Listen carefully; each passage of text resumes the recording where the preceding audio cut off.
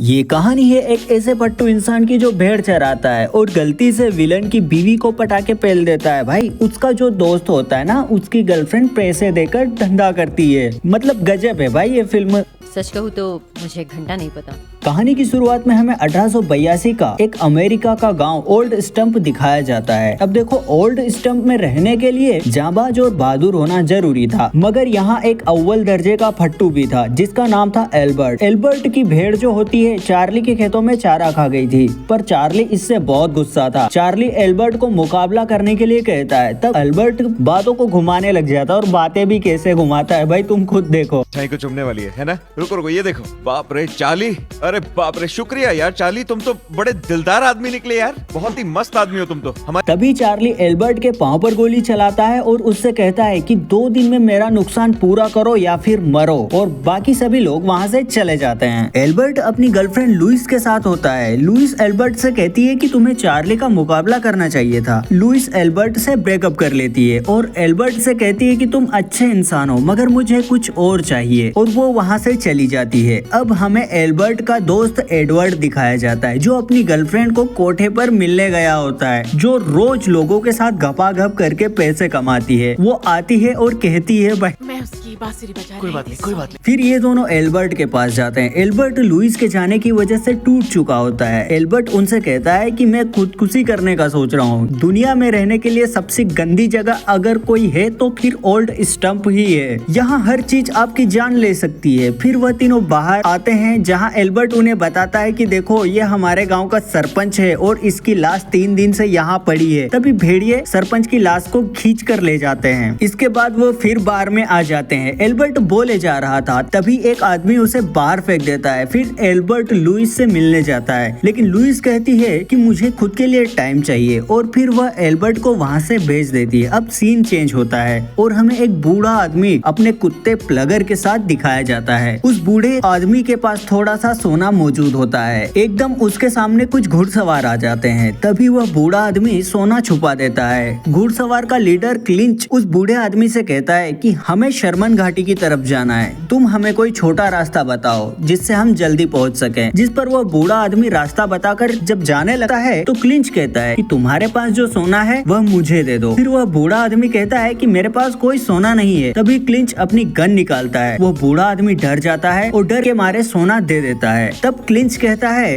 कि देखो ऐसे सोना लेना चोरी होगी, चलो तुम अपनी गन निकालो, और 3 गिनने पर हम एक दूसरे पर गोली चलाते हैं। लेकिन क्लिंच 2 पर ही गोली चला देता है, जिस पर क्लिंच की बीवी एना गुस्सा हो जाती है। फिर क्लिंच एना से कहता है कि मैं तुम्हें खतरे में नहीं डाल सकता। फिर वह 2 लोगों के साथ एना को ओल्ड स्टंप में भेज देता है। एना प्लगर को भी अपने साथ ले जाती है। एडवर्ड एल्बर्ट का दिल बहलाने की कोशिश कर रहा होता है, तभी वो लुइस को किसी दूसरे आदमी के साथ देखते हैं जिसका नाम होता है फाय। जिस पर एल्बर्ट कहता है पैंचो इसने मुझे झूठ बोला, ये तो अपने लिए टाइम चाहती थी और अब इस फॉय के साथ रंगरलियां मना रही है। तभी वहाँ बर्फ आ जाती है, इसमें एक बंदा टपक जाता है। फिर वो दोनों चर्च में जाते हैं जहाँ फॉय और लुइस भी होते हैं, और एना और वह आदमी भी जो इस गांव में भाई बहन बनकर आए होते हैं। एडवर्ड रूट के साथ बार में होता है जहाँ पर वो उससे कहता है कि हम दोनों एक दूसरे से प्यार करते हैं, तुम क्या कहती हो अगर हम एक साथ रात गुजारें। जिस पर रूट कहती है कि देखो हम क्रिश्चियन हैं और शादी से पहले ये सब करना गलत है। भाई ये बंदी गजब है यार, ये बंदी धंधा कर इसके बॉयफ्रेंड को फिर भी मना कर रही है। तभी एल्बर्ट वहाँ आ जाता है और कहता है कि मैं यहाँ से जा रहा हूँ और मैं ये सब लुइस की वजह से कर रहा हूँ। वहाँ पर वो आदमी और एना भी आते हैं। उस आदमी की किसी से बहस हो जाती है और वो उसे गोली मार देता है और सब लोग एक दूसरे से लड़ने लग जाते हैं। अब एल्बर्ट और एडवर्ड नकली फाइट करने का नाटक करते हैं ताकि कोई उन्हें न पीट दे।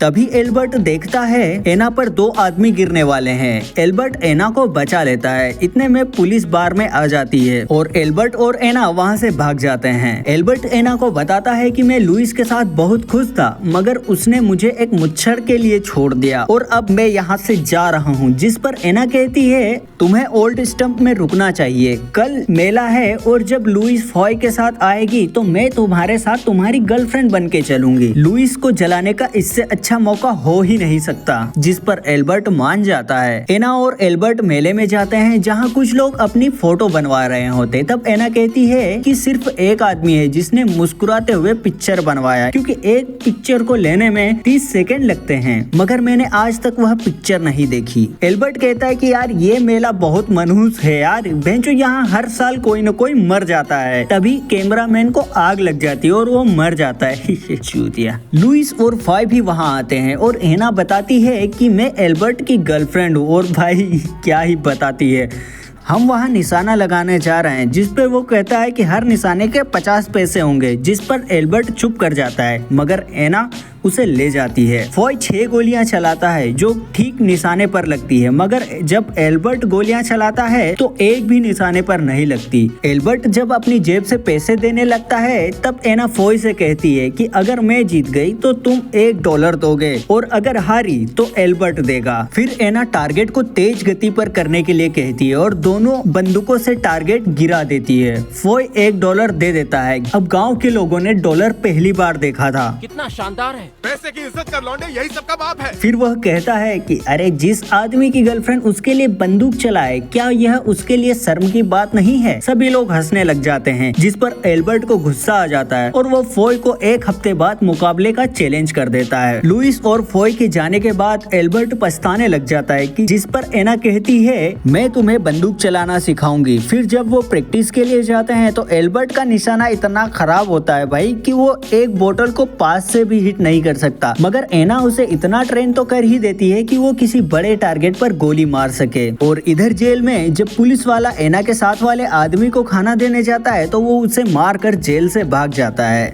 रात को एना और एल्बर्ट एक डांस पार्टी में जाते हैं, जहां पर फॉय एल्बर्ट की बुरी तरह से बेइज्जती कर देता है। एना एल्बर्ट से कहती है कि मैं शराब की एक बोतल लेकर आई। वह एक बोतल उठाती है और एक गिलास में कुछ मिला देती है। इसके बाद एना फॉय के पास जाती है और ड्रिंक ऑफर करती है और वह शराब उसे पिला देती है। एल्बर्ट और एना बहुत खुश होते हैं। तब एल्बर्ट एना को वह फोटो देता है जिसमें एक आदमी हंस रहा होता है, जिसे देखकर एना बहुत खुश हो जाती है। फिर एल्बर्ट एना को किस कर देता है। इसके बाद में एना से माफी मांगता है। अब एल्बर्ट जब एना को घर छोड़ने जाता है तो एना एल्बर्ट को किस करती है और दोनों बहुत खुश होते हैं, मगर एना के साथ वाला आदमी जो उसका भाई बनकर आया था वह उसे देख लेता है। अगले सीन में लुइस फॉय की मूंछों को मुंह से चूम रही होती है, तभी फॉय का पेट खराब हो जाता है। अगले दिन एल्बर्ट और सब लोग मुकाबले के लिए फॉय का इंतजार कर रहे होते हैं, लेकिन फॉय जब वहाँ आता है तो उसकी हालत बहुत खराब होती है, क्योंकि भाई उसे दस्त लगे थे। लेकिन इज्जत का सवाल था तो उसे आना ही था। उसे फिर दस्त आते हैं और वह वहाँ खड़े एक आदमी की टोपी लेता है और उसमें ही हक देता है। अब फॉय को फिर से लगती है, लेकिन वो आदमी टोपी नहीं देता है। फिर फॉय जबरदस्ती टोपी लेता और उसमें भी कर देता है। फॉय जब मुकाबले के लिए एल्बर्ट के सामने आता है तो एल्बर्ट अपनी बंदूक नीचे फेंक देता है और फॉय से कहता है कि यार अब वो तेरी हुई,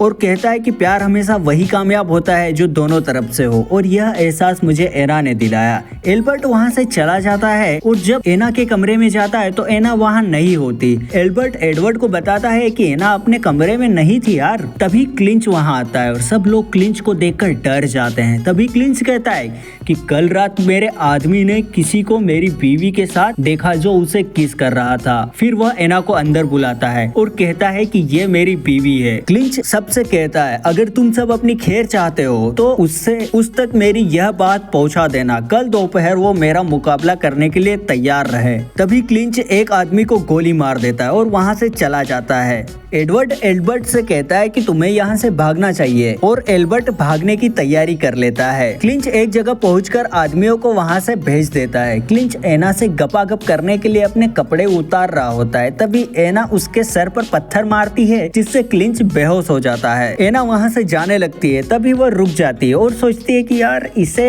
ऐसा ही छोड़ना ठीक नहीं होगा, तो वो एक फूल लेती है और क्लिंच के पिछवाड़े में लगा देती है और एना वहां से फिर चली जाती है। एना एल्बर्ट के पास जाती है और उससे कहती है कि तुम्हें यहाँ से भागना चाहिए, जिस पर एल्बर्ट कहता है कि हाँ मैं उसी की तैयारी कर रहा हूँ। एल्बर्ट एना से कहता है कि तुमने मुझे धोखा दिया, तुम मुझे बता सकती थी कि तुम क्लिंच की बीवी हो, जिस पर एना कहती है कि मैं तुमसे प्यार करती हूँ और मैं तुम्हें डराना नहीं चाहती थी।